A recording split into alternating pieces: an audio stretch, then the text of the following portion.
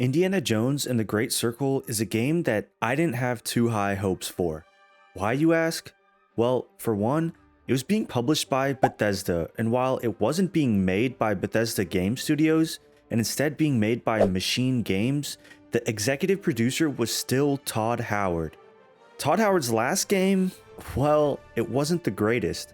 On top of that, Indiana Jones and the Great Circle is a first-person game. Now, Machine Games is known for their Wolfenstein series, so I understood why they chose first person. I mean, it's their bread and butter, but I thought that it was the wrong direction for an Indiana Jones game. I mean, the character is so iconic, I thought that not being able to see him in his iconic fit at all times was a bad idea. All this to say, I wasn't sure what to expect when it came to this game. I wanted to be excited. I've been a casual Indiana Jones fan for as long as I can remember. I've seen all the movies and loved most of them. I remember when I was a little kid, one of my favorite games of all time was Lego Indiana Jones. So when I finally got a chance to play Indiana Jones in the Great Circle, I was blown away. This game is seriously amazing. It has an awesome, engaging, and downright entertaining story. It has very solid first-person combat. The puzzles are fucking fantastic. Indiana Jones and the Great Circle blew my expectations out of the water, and I'm happy to say that. So let's talk about Indiana Jones and the Great Circle, what it does great, what little things could be improved, and why this is one of the greatest games of 2024.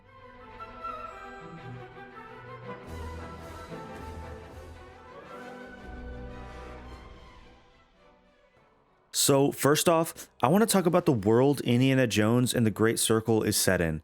In typical Indiana Jones fashion, the story takes place across a lot of really cool locations. You've got Nazi-occupied Italy, Egypt, the Himalayas, and other awesome spots that really make for a fantastic backdrop for the story. The game isn't also necessarily fully linear. It's set up fairly similar to another game from this year that I love, Black Myth Wukong, where you're dropped into a huge map and you can explore wherever you want. There's 3 of these bigger, open-ended areas, but there's places in between that are more linear and offer a more curated look at a certain location, which I really like. If I was dropped into, say, 4 or 5 of these big locales with tons of stuff to do in an open world feeling map, I wouldn't be as high on the world as I am now. At the end of the day, that doesn't really feel like Indiana Jones. The point of Indiana Jones is that he travels to a bunch of different places across the globe in search for whatever he's after. Having only 4 or 5 of those big locations will feel like I would be stuck in a place for too long. Thankfully, like I mentioned earlier, in between some of these bigger locations, there are linear locations that offer you a look into a brand new place. These sections are fairly short and don't have almost any side quests or activities outside of the main story, but they offer an amazing change of pace from the larger and more open-ended worlds. Speaking of side quests and open world activities, there's way more of that here than I initially thought. There's the main story, which is honestly relatively short in each location, but there's some really fleshed out side stories, mysteries, and collectibles that you can also go out and find. The side stories in particular are fucking awesome. They really blur the line between what is the main story and what isn't. Sometimes it felt like what was happening in these side stories was honestly pretty pivotal to the main story and that you would be missing a key portion of the story had you not completed it. I'm getting a little ahead of myself with the story bits here, but the other side activities are really engaging as well.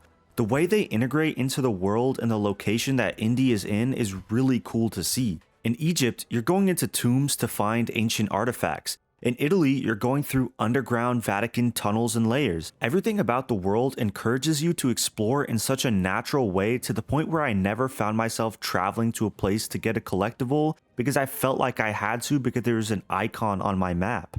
Everything was super natural and it never felt like that. Moving on though, the gameplay is really great as well. And if it wasn't for the story, I would have said it was the best part of the game. Starting with the combat, I think that it's honestly really great. Like I said earlier, I was unsure about the game being first person, but after playing through the game, I can confidently say that having the game be first person was absolutely the correct decision.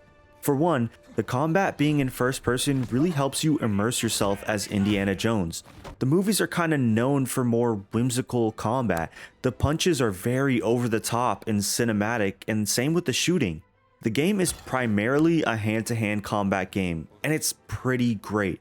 Punching, blocking, parrying, and everything in between feels really solid and responsive. I really love the whip as well. You can use it pretty effectively in combat by disarming an enemy or using it to trip an enemy so they fall. All of it felt exactly like it is in the movies, and I love that. The shooting is solid as well. Indy doesn't get a whole lot of bullets to work with, so you have to be really intentional with when you want to pull out your gun and shoot. Something I haven't mentioned is that this game is primarily a stealth-focused game. You're infiltrating Nazi bases a lot in this game, and if you don't stealth your way through it, quietly taking down enemies, you can get overwhelmed by the amount of enemies pretty quickly. That's why I found myself not really using my gun at all.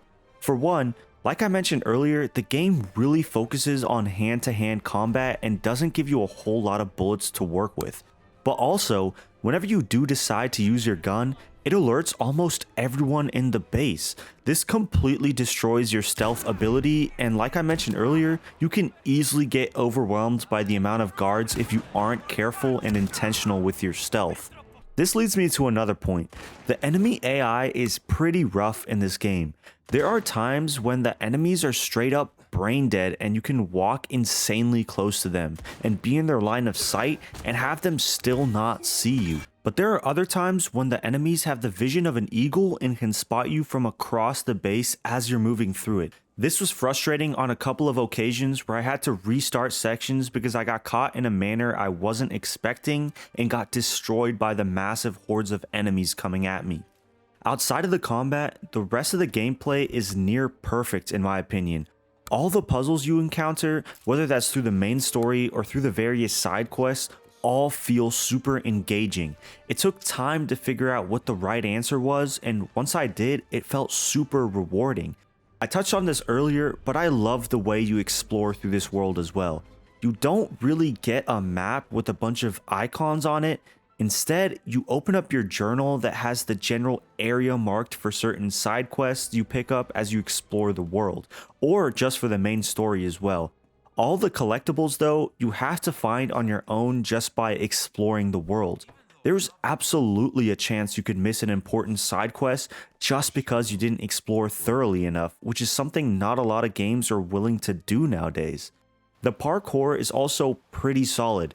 I like how the camera pushes out to third person to show your Indy doing the climbing or whatever it is he's doing.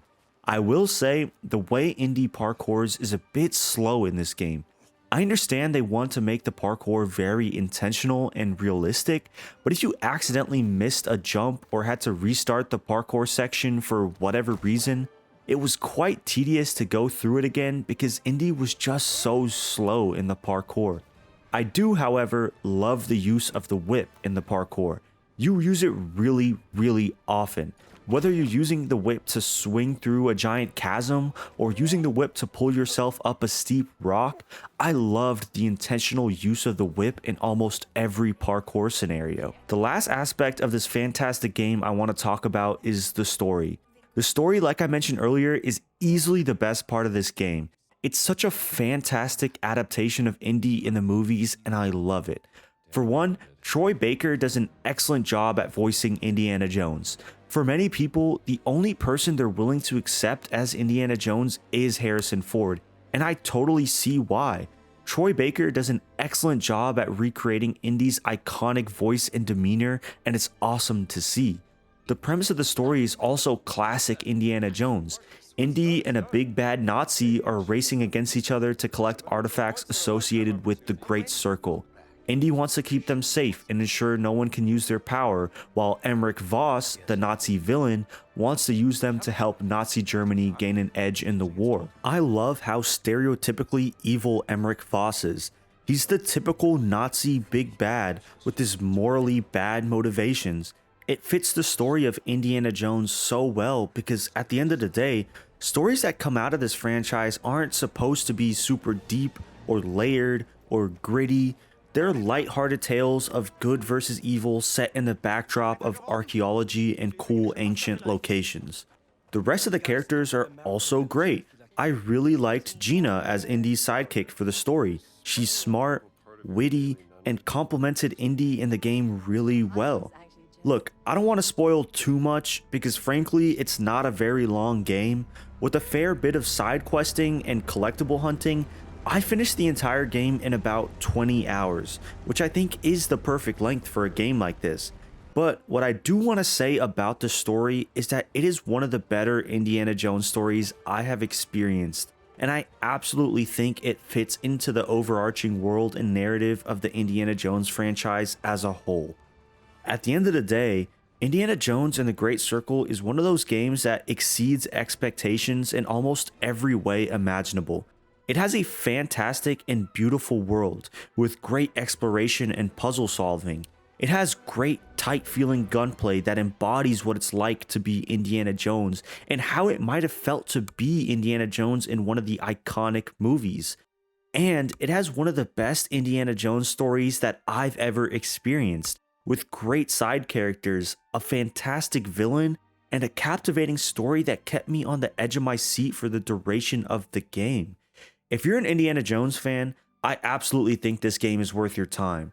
But even if you're not, or you're a casual fan like me, this game is just one of the better games to come out this year, period. And it's short enough to where you don't have to feel like you really need to commit 50 to 60 hours just to experience everything the game has to offer. And the best part about it is that the game is on Xbox Game Pass.